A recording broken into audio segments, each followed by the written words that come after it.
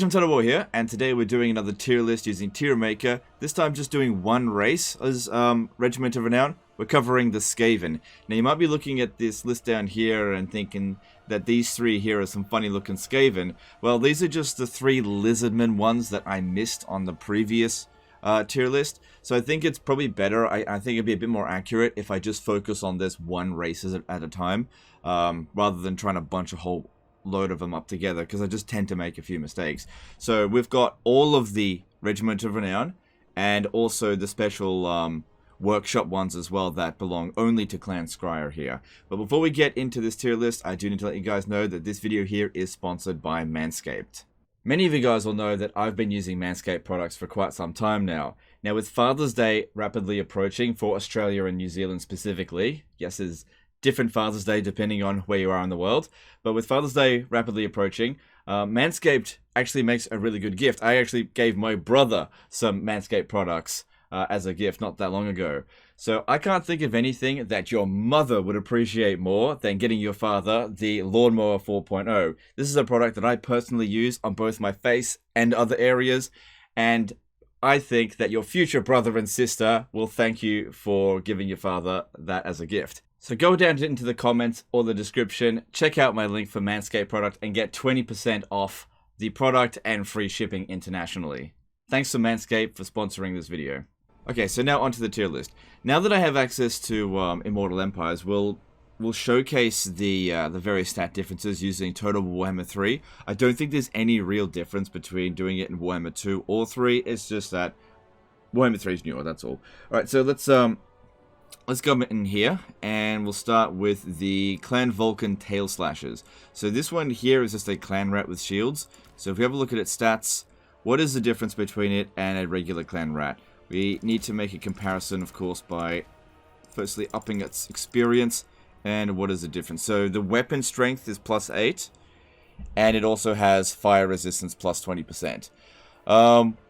So weapon strength is good for a melee infantry unit, and these units here are a lot more viable now in Warhammer 3 due to the melee cheats on very high battle difficulty being reduced. Fire resistance isn't that big of a deal though.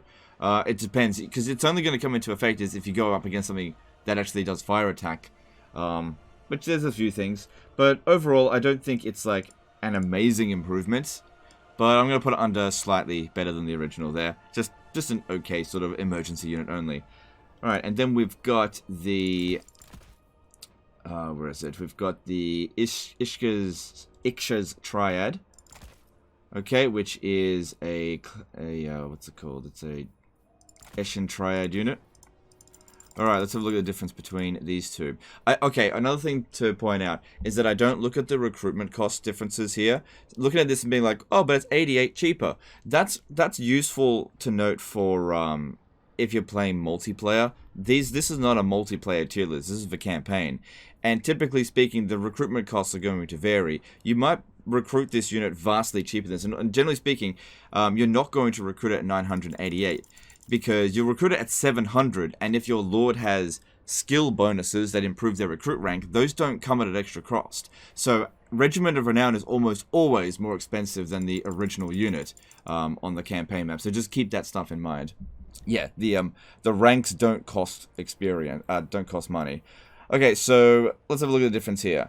So okay, so this one here is Doppelganger. In terms of the actual stats, they're exactly the same, right? But this one here is Doppelganger. I think that's its big difference. It's got a lot of passive abilities though. Same charge defense. Do they both have physical resistance? Yeah, they both got the 30% physical resistance. Honestly, this stuff was easier to look in Warhammer 2. But yeah, the Doppelganger ability. Now, here's the thing. Doppelganger ability is really, really good for weapons teams. This is an amazing Regiment of Renown because of that. What the Doppelganger ability does is it drops down another unit that can't dish out any damage, similar to what a Lithanar's ability does. And you just send it out to hold the enemy back. The unit is completely unbreakable, and the AI isn't really able to tell that it's just an empty unit. So you can use it as a meat shield while you absolutely bombard it. You can use warp bomb on it. So that Doppelganger ability, it has two uses of it that you can do in every battle. and it's really, really good. So I'm going to put that unit, just for that ability alone, is far superior to the original, because I have gotten some very good results out of this unit. It is a really good ability. Okay, then we've got the Vixtrin's Death Squad, which is a Death Runner. Just looking at, there's the Death Runner. Okay. Alright, so let's have a look. In terms of stats, it is the same. So, what is the difference here? There's got to be some sort of ability. Got to try and have a look at it. So, what are we looking at here? It's got Duck and Weave. What does that do? Alright, so it's a passive augment that gives it extra physical resistance, extra melee defense, and extra speed. That's it. I think that's the big difference there. So they're functionally the same, it's just got higher stats. So yeah, it's just extra. So it's got 40% physical resistance and 10% melee defense. Okay, and it's extra fast. As long as their leadership is reasonably high. It's not a particularly low leadership unit. 78 is pretty good. So that's a good ability because it is a melee unit. So having extra physical resistance, melee defense, and speed is very good. So let me just put that over. I'm going to put that as better than the original. That's a pretty good ability. Okay, then we've got Plague Monk Sensor Bearers here. So let's have a look. The Plague Monk Sensor Bearer is called the Blightscab Plague Pack. And let's compare that to the original. So, in terms of stats, they are exactly the same. But this one here has Rabble Rouse, which gives it immune to psychology in an effect range 35 meters. Okay, now for Skaven, that's very good because Skaven are cowards. So if you go up against something like the vampire accounts, having your front line run away almost instantly, even when there's storm vermin, can be extremely frustrating. So having this one here, just to provide a bit of leadership around them, can be quite handy. Apart from that, looks like their stats are exactly the same. Yep. Now, that's not really that big of a deal. So I'm just going to put that as slightly better than the original. Useful only in very few situations. But in terms of combat, it's exactly the same as a Plague Monk Sensor Bearer. And you've got to have other units really around it. Because this one here is not that affected by psychology, because they do tend to have very high leadership. Okay, so then we've got the Storm Vermin variant, the Council Guard. Now, if you've been watching the channel for a while, you know that I hate Storm Vermin. The reason why I hate them is because they're overpriced rubbish that don't hold the line on higher difficulties, and they are big units, so they get in the way of my weapons teams. They're just really, really bad matchup for them. However, the Council Guard, okay, there is something special about this unit. So, regular Storm Vermin with this much experience has 70 leadership. So, that's good. But this one is unbreakable. In terms of combat stats, it's exactly the same. Oh, and it's also got Guardian. So, if your hero or lords are near it, they'll get an extra 15% physical resistance. But typically, I send these ones out on their own.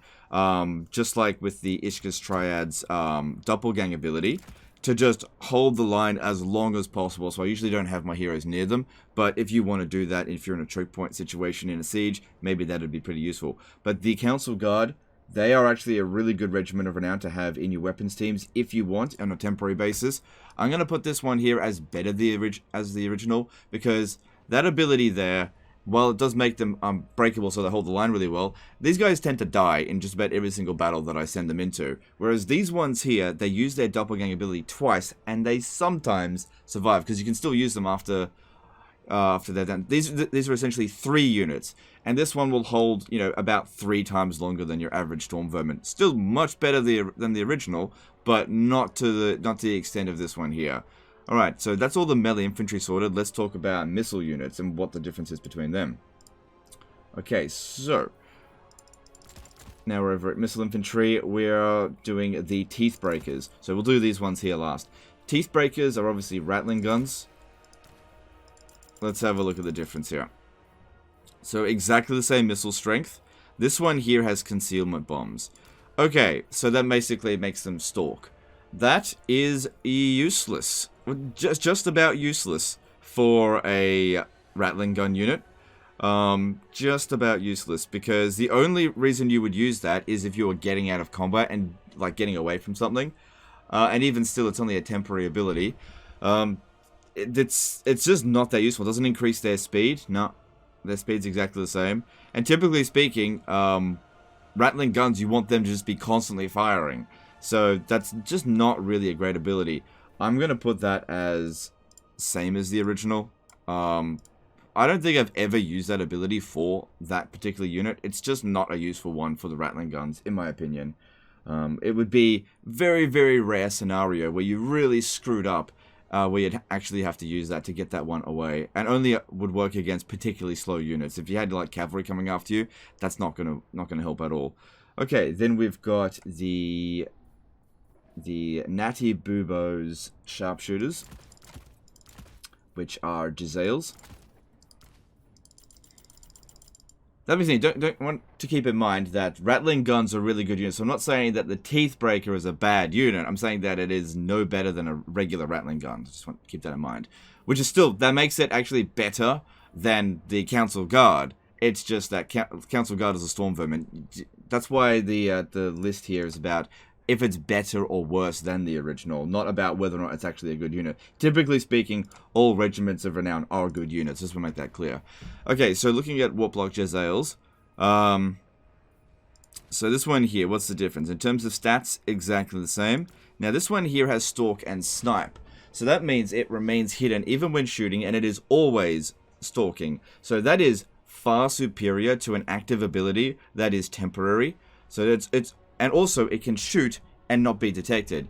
And the thing is, the AI, if it's being shot from a certain angle and it can't see what's shooting it, it usually doesn't check. And because these have extremely long range, you can really use that to your advantage. So this one here, well, typically speaking, you'll just put it in with the rest of the group there. Put in with the rest of the missile units. On occasion, you can leave it on the edge of a map and just shoot at them as they're unaware of them coming in. So I'm going to put that down as better than the original, because Stalk and Snipe is way better than a concealment bomb. And then we've got the Avalanche Mortars. Oh boy, here we go. So Avalanche Mortars are a Poison Wind Mortar variant. Now here's the funny thing about it. Probably from a stat point of view. Oh no, it actually shows massive difference in missile strength. Right.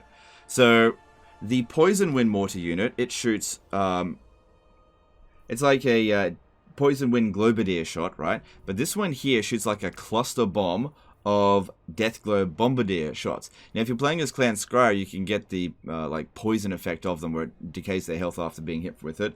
But typically speaking, these do an absolute ton of damage. Absolutely ridiculous Regiment of Renown, that one. Ridiculously garbage. No, I'm just kidding. It's far superior to the original. This is possibly one of the best Regiments of Renown in the game. This unit here, going up against infantry, will routinely kill 400-500 units in a single battle. So really, really good in a pinch situation. Amazing in an ambush. Really, really good. Definitely far superior. And the thing is to keep in mind, is that the Poison Wind Mortar unit is an amazing unit, a must-have in your weapons team. So for this unit here to be far superior than an already S-tier unit, that's why this is possibly the best Regiment of Renown in the game, period. Just because of just how high quality this one actually is. Anyway, that done. Okay, so what are we doing next? We're doing monsters, okay? So, the Pit Fighters of Hell's Deep is a Rat Ogre unit. So, let's have a look at the difference. In terms of stats, it has 1 less melee attack, right? What else does it have? It is immune to psychology, so, okay. It also has Berserk, right. So, that gives it up to 20% physical resistance and 13 melee attack. But it can go Rampage. So the longer it's been in melee, it could Rampage. Okay, well obviously the physical resistance and melee attack is definitely good. So it's really up to a plus 12 bonus of melee attack over these Rat Ogres here. But I really hate Rampage. Typically speaking, this is a good unit to use as hit and runs. It can sort of retain the physical resistance for a few seconds, but they can end up losing the Berserk ability. This ability here is what the standard Marauders from Norska get, although I think they only get up to 10%. I'm not entirely sure. So that's good. The fact that it's immune to psychology and it has Berserk is good. Where would I put that though? I don't think it's a massive deal. I'm probably going to put that as just slightly better than the original. I don't think it's that big of a deal. Okay, and then we've got the more Skitters Hellion over here, which is a Mutant Rat Ogre. So if we have a look at this one, we have a look at the stats. Once again, it has lower melee attack than the original. So it's got this ability here, Zap. So if it's fighting something like a wizard, it can constantly keep its abilities cooled down, which is pretty good if you're going up against something with really dangerous abilities, but the AI is pretty much known for using their abilities really badly. So it's good, but it's not like the greatest thing ever. This is definitely something that would be more useful in multiplayer, where you want to like tie down an enemy wizard sort of thing. But let's have a look at other things that it's got. It looks like it's got Warp Discharge here. So this is a vortex that will shoot off every 15 seconds while engaged in melee. Enemies hit by the vortex in melee, strong versus multiple combat. So this is something that you probably want to keep your other units away from. Doesn't do a ton of damage, but it can do a fair bit of damage over the course of battle. And in terms of physical resistance, they both have 20%. Right. They both have frenzy. Yep. Okay, so it is definitely better than the original, but not by a huge degree. You can't control where that warp discharge comes out of. So yeah, you want to keep your other infantry and monsters maybe away from it. Although I don't think single entities will be heavily affected by it. So I'm going to put that as better than the original, because you definitely can use that to good effect if you put your mind to it. Alright, so then we've got the thing, I think. Is that right? Yeah, the thing is a Hell Pit Abomination. So let's have a look at its stats and abilities. In terms of combat stats, it's exactly the same as the Hell Pit Abomination. And it has Fluid Injection, which can make it Rampage. It gives it 24 melee attack, lasts 22 seconds on a 60-second cooldown. Extra weapon damage by 25%. So it hits harder than the Hell Pit Abomination. And it looks like it's got the exact same abilities. Hang on, this one's got missile resistance. Is that what the... Yeah, the other one's got missile resistance as well. Okay, so yeah. It looks like everything else is the same. It all just comes down to fluid injection. Okay, that's alright. That's alright. It just makes them a better fighter. I would put that as slightly better than the original. Probably really good in a pinch situation when you're going up against something with really high melee defense. Pop that down to sort of penetrate it. But it is an active ability, so you got to keep your eye on it. And also, it can cause it to rampage, so sometimes you'll hit it, and then whatever it's fighting might run away, and then you just can't control it for 20-odd seconds, and that could be the moment that they decide to bring in all their missile units to shoot it, and you just can't control it. So rampage can be a big double-edged sword, so you just got to be very careful about using that one. Okay, then we've got Artillery, Regiment of Renown. So we have Ikit Zap Zap, which is a Warp Lightning Cannon. Let's have a look at this. Alright. So, looking at the difference of them, I think it all comes down to this ability here, Zap, which reduces cooldown. That is okay. Yeah, that is... in terms of its actual stats, it's exactly the same. It just really comes down to this. Its anti-large, I think, should be exactly the same. Bonus versus large, 70. Bonus versus large, 70. Yeah. So, increasing cooldown by 10 seconds, that is definitely something that would be more useful in multiplayer. I don't really see that being that useful in single player unless you're going up against something that is really dangerous with their abilities, something like Techless. And the thing is, Techless could just potentially dodge it. It's definitely better than the original, but it's nothing incredible, so I'm just gonna put that as slightly better than the original. Reducing enemy cooldown by 10 seconds, it's just not that big of a deal. Okay, so then we have the Dwarf Thing Menace, which are Doomflayers. Alright, let's have a look at these two. Alright, in terms of combat stats, they are exactly the same. But this one here causes fear. That's alright. I mean, the Doomflayers are best used to throw into chaff infantry and grind them up. So, it also means that it's immune to fear. So it's not going to be affected by, like, zombie-type units or whatever. So it's going to hold the line better in those sort of situations. This isn't spec... Oh, it's also got Armored Sundering. Okay, that's definitely better. Sure, I almost missed that.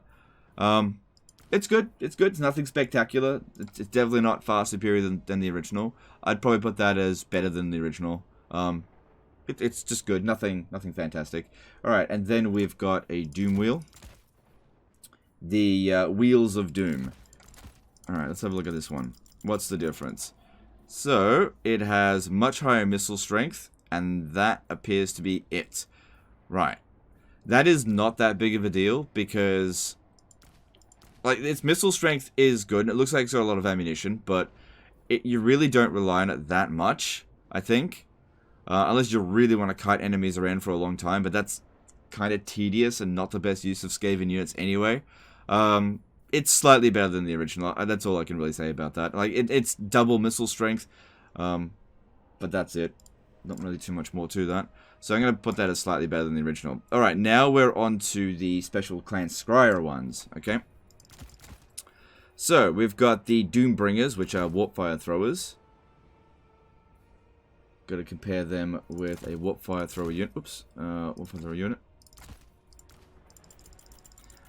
Okay, what's the difference? Alright, they have way higher stats. It's unbreakable. It has 10 extra melee attack. It's got a lot of extra health. That's because it's got extra models. It's got 48 models. That means its missile weapon strength is way higher as well. And its melee defense is 12 higher. Okay, the melee attack and melee defense stat doesn't matter on a Warpfire Thrower. And it also has charge defense versus large. But it doesn't have Scurry Away. Yeah, because that's a leadership-based one. Right, because that'd be useless on it. Right, okay. That is far superior to the original, because that means you've got tons of extra firepower.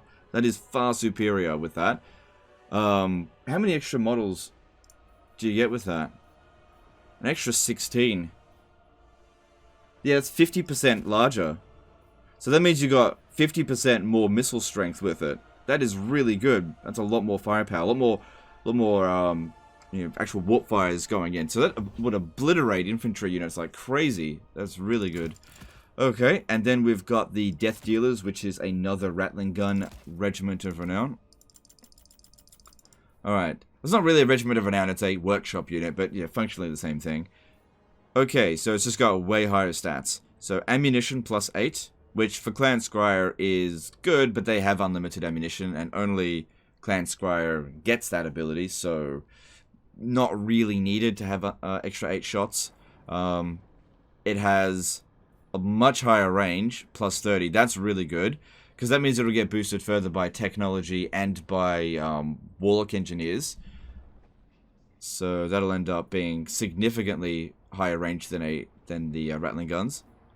And it has higher weapons, missile weapon strength. Okay, so that's actually way more useful than having the concealment bombs. Way more useful. I'd put that under far superior to the original, simply because of the damage and the range bonus. The ammunition is definitely good, but, you know, when you've got the Endless Barrels ability, or whatever it's called, you don't really need to have 100 shots if your ammunition is constantly regenerating. And it doesn't regenerate by a percentage. It regenerates like one shot every, I don't know, 25 seconds.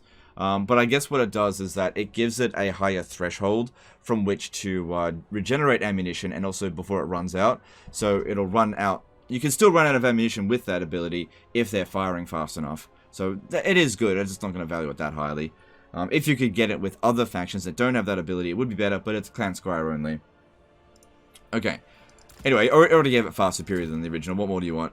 So, Black Hole Flayers, which is another Doomflayer unit. Let's have a look at this. Alright, so this one here has got the Brass Orb ability. That's bloody good. In terms of combat stats, it's exactly the same, and it causes fear. Well, That's bloody good. Let me have a look at this one here. Where was it? Alright, so this one here has armor sundering. And this one here has got brass orb. I value the brass orb ability, and you get 3 uses of it, way more than armor sundering. Especially considering it's already armor piercing like crazy.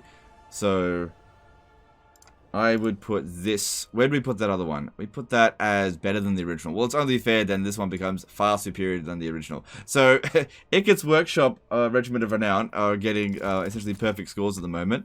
Okay, then we've got the Eye Takers. Let's have a look at that compared to Warlock Jezzails. Alright. So, let's see here.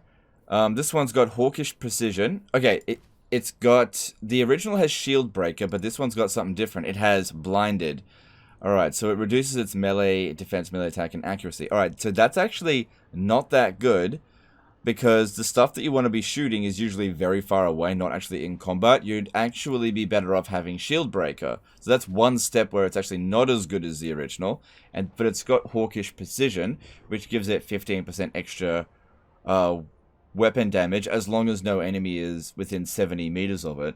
So I guess rarely you could be shooting at something that's in melee with maybe a summoned unit or one of your heroes, maybe. But typically speaking, you're sniping things from very far away. So, you know, melee defense and melee attack is not going to reduce the chances of hitting them or anything like that. Whereas if the enemy's got a shield, which a lot of heroes do have, that is way more likely to dish out damage. So I often use the Jezzails to snipe single entities, small single entities. So for example, if there's a paladin coming at you, the Jezzails are actually good at. I gotta say, that's probably makes it worse than the original, not having the shield breaker, even if it does have Hawkish Precision. I'm gonna be a little bit lenient to it. It's definitely not gonna get far superior. I'm gonna say that's same as the original. The blinded effect for that just isn't very useful. Blinded effect is really useful if you're a melee combatant, not as a ranged combatant.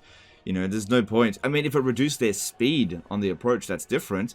Which is what Rattling Guns do, but yeah, reducing their melee stats by something that is most likely not in melee is not very useful, because it doesn't last forever either. So yeah, I'm not gonna rate that particularly highly. It almost ended up in worse than the original, but because of Hawkish Precision, which is good, it didn't end up there. So I would have this one here shoot at non-shielded targets, where your other Jezzails shoot at shielded targets. Alright, then we've got the other Doom Wheel, the Warpfire Wheel. Let's have a look at this one. Alright, so it has 1,100 extra health. This is on Ultra Unit scale as well. And it also regenerates. Well, damn, that's good. Okay, real simple evaluation there. Really, really simple. That is just far superior to the original. Having a single entity that with more health that regenerates, and in Warhammer 3, that is really bloody helpful for keeping this thing alive. And an absolute nuisance on the battlefield. So that way you'll get like 75% extra potential health. No, it's even more than that. Maybe like 85% potential health more than the other Doom Wheels. So that's really good. Okay, so that's all the Skaven ones dealt with. So obviously their Regiments of Renown are pretty bloody good. Okay, they didn't get any that were worse than the original, but they almost did. Now we got to do a little bit of cleanup and go back to the Lizardmen ones that I forgot to do last time, which were the Hunter and the Beast DLC ones. So these specifically are... Let me just go and check. It is a Razordon, a Sacred Croxagore, and the Shredder of Lustria. Okay, let's sort these out. Alright, where are we? So, we'll start with the Amaxon's Barbs, which is a Razordon hunting pack.